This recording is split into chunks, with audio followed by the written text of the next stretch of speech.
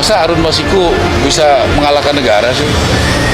Ya, dan saya mendapatkan WA, SMS dari teman-teman DPR juga saya lihat positif kok. Dari KPK positif kok. Jadi partisipasi publik, ya. Saya sebagai warga tidak terima negara saya, bangsa ini kalah sama koruptor namanya Harun Masiku. Ya, dan saya yakin itu ada masalah-masalah besar yang dia simpan dan dia melibatkan orang-orang besar. Ya, saya tidak tahu ya, tapi nggak mungkin tiba-tiba dia bisa hilang gitu, dicari kemana-mana. Nah, mungkin ini sudah waktunya rakyat terlibat, pasang mata, telinga baik-baik. Ya, dari berkat yang Tuhan kasih kepada saya tidak mau negara ini kalah dari koruptor yang namanya Harun Masiku. Negara ini harus menang. Ya, kasih informasinya kepada siapa? 8 miliar ya dari uang pribadi saya, dan saya ingin negara menang terhadap koruptor yang namanya Harun Masiku. Saudara kenal dengan Harun Masiku? Bagaimana? Saudara kenal dengan Harun Masiku? Sama sekali tidak. Ya, terlepas sama saudara kenal atau lihat tidak. mukanya, fisik juga tidak pernah, hanya fotonya. Enggak, siapa? Ini saya orang Kristen, Pak. Ya. Pak Menteri tidak kenal Masiku? Tidak tahu Masiku? Tahu bahwa dia dari partai yang sama dengan Pak Menteri? Sebelumnya tidak tahu? Berani sumpah? Berani sumpah? Berani coba sumpah lagi. Saya tadi kan Pak Menteri bilang saya ini orang begini, Kristen. Pak. Jangan Saya bawa sesudah Tuhan tahu. di sini. Tidak. Kita tidak pernah rapatkan di DPP. Tadi kan ngomong soal itu. Ya. Oke. Jangan bohong lah. Oke. Jangan bohong Pak Menteri. Ini tidak tahu saya. Tidak pernah, karena itu urusan administrasi di tingkat kesenan. Terkait dengan pernyataan Saudara Ara, kami sudah melaporkan ya secara kepartaian. Badan Bantuan Hukum dan Advokasi Rakyat sudah melaporkan kepada Bawaslu, dan juga kami mendengar bahwa masyarakat Jakarta juga sudah ikut melaporkan. Tetapi sayang sekali sampai saat ini laporan terkait dengan isu SARA di dalam pemilu ini kami belum dapatkan kabar dari Bawaslu. Tentunya kami mendukung kerja-kerja Bawaslu agar pemeriksaannya bisa dilangsungkan dengan cepat. Tentunya ini untuk kepastian hukum agar di dalam pemilu tidak lagi menggunakan isu SARA. Dan juga kalau kami mendengar laporan terhadap saudara calon wakil gubernur Pak Suswono di pelaporannya terkait dengan kasus apa, Bung? Dilimpahkan ke polisi. Yang sudah dilimpahkan kepada kepolisian ya. Berarti kalau yang terkait dengan Pak Ara ini hanya ke Bawaslu aja ya, Bang Roni, nggak akan mengambil langkah hukum? Ya, pada tahun 2017 Saudara Ahok ketika melakukan kampanye itu dilaporkan juga kepada kepolisian pidana umum. Kami sedang mengkaji, tentunya kami juga akan melaporkan kepada kepolisian terkait dengan statement Saudara Ara yang kami menilai bahwa ini melihat ini kurang lebih seperti statement yang ada di 2017 ketika Pak Ahok waktu itu saat berkampanye ya. Ini dalam suasana pemilu, tentunya kami menghormati, maka sesuai dengan undang-undang kami melaporkan dulu kepada Bawaslu. Tetapi tidak ya, bisa saja juga kami akan melaporkan kepada kepolisian segera. Oke, kembali lagi di channel GR 2045. Salam inspirasi, salam NKRI, harga mati. Nah, teman-teman mungkin sudah mendengarkan sedikit pernyataan atau tanggapan dari pengamat politik mengenai kasus Harun Masiku yang kini viral di media sosial dan banyak diperbincangkan atau dikritik oleh pengamat politik dengan kasus Harun Masiku, karena Harun Masiku ini kasusnya sudah cukup lama, pada tahun 2019, bahkan di tahun 2024 adanya tersangka.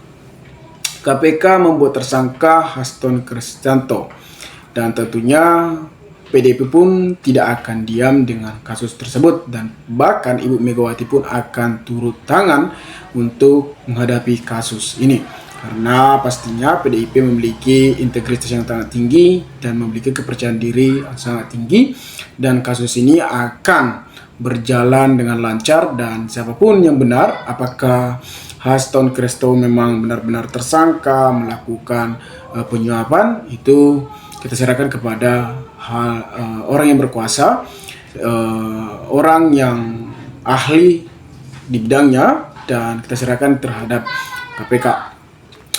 Harun Masiku 5 tahun jadi buronan. Nah, berikut perjalanan kasus hingga Haston Kristianto jadi tersangka. Sekjen PDIP Haston Kristianto ditetapkan sebagai tersangka. Ini perjalanan kasus suap Harun Masiku terhadap ex-komisioner KPU Wahyu Setiawan. Nah, tentunya di tahun 2019 dengan kasus ini memang sudah cukup lama. Kenapa di tahun 2024 baru terungkap, dan bahkan Haston Kristianto sebagai sekjen PDIP dan bahkan tersangka di saat pemimpinnya yaitu Joko Widodo. Perjalanan kasus suap Harun Masiku terdapat ex-komisaris Komisi Pemilihan Umum Wahyu Setiawan melewati babak baru. Sekretaris Jenderal Partai Demokrat Indonesia Perjuangan Haston Kristianto turut ditetapkan sebagai tersangka dalam kasus ini. Sabar, segera ditetapkan sebagai tersangka, kata Wali Ketua Komisi Pemberantasan Korupsi atau yang disebut KPK, Pitro Roh Cahyanto, dikonfirmasi Tempo Selasa 24 Desember 2024. Pada tahun 2024 ini, pada tanggal 24 Desember, itu sebuah hadiah terhadap partai PDIP yang seharusnya mereka tidak mengalami hal kasus ini. Harun Masiku sempat mendak setelah yang bersangkutan menyembunyikan diri usai lolos dari operasi tangkap tangan OTT Komisi Pemberantasan Korupsi pada 8 Januari 2020. Pada Januari 2025 mendatang, politikus PDIP itu genap 5 tahun menjadi buronan. Nah, Harun menjadi target OTT KPK karena diduga menyuap Wahyu Setiawan agar bisa lolos menjadi anggota Dewan Perwakilan Rakyat atau disebut DPR sejak menghilangnya usia lulus dari OTT. Ia terus bersembunyi. Ia sempat dilaporkan mengumpat di Kamboja dan beberapa menyembunyikan ia ada di Indonesia. Nah, awal kasus Harun Masiku. Perkara suap ini bermula ketika caleg PDIP dari daerah pemilihan Dapil Sumatera Selatan 1 Dajaruddin Kimas meninggal. Nah, teman-teman, dengan kasus ini memang cukup lama, dan yang kita herankan kenapa KPK pada tahun 2019 2020 kenapa tidak langsung turut tangan. Apakah ada permainan di sana ataupun ada penyuapan sehingga kasus ini baru terbongkar di saat Pak Presiden atau mantan Presiden masih menjabat sebagai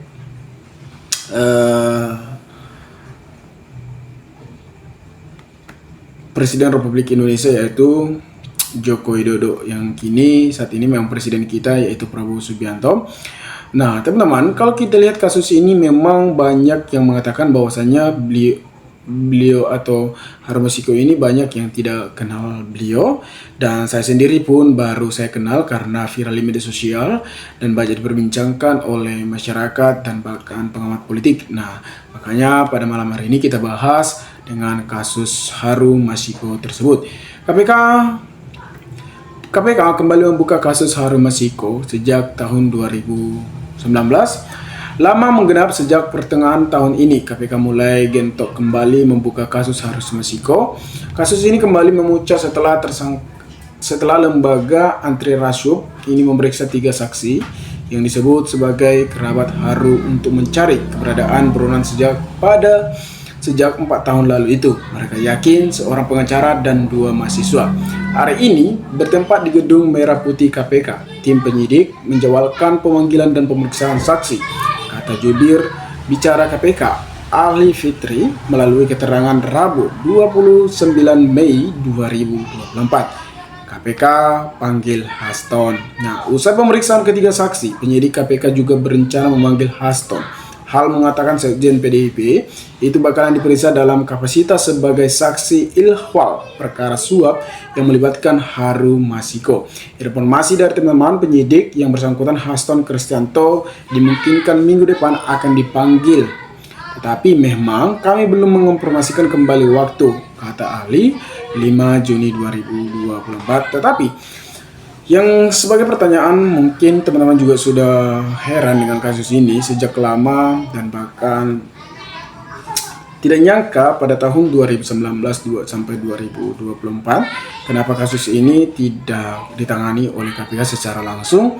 Apakah ada di saat Aston Creston agresif dalam beberapa hari ini mengkritik suatu kepermintaan dan banyak dibongkar tentang kegiatan-kegiatan yang dilakukan oleh mantan presiden yaitu Pak Joko Widodo. Nah, seharusnya di tahun 2019 ketika KPK memiliki integritas yang sangat tinggi ataupun yang benar-benar bersih, tentunya mereka akan memberantas dan bahkan memeriksa, dan atau benar-benar tersangka ya disangkakan, kalau salah ya salah, ya kalau tidak benar ya tidak benar. Nah, itu yang diharapkan oleh masyarakat. Nah teman-teman, mungkin sekian video ini. Jika ada pertanyaan atau tanggapan teman-teman, maka berikanlah tanggapan teman-teman di kolom komentar agar kita bisa saling tukar pikiran satu antara lain. Salam inspirasi, salam NKRI, GR 2045 melaporkan.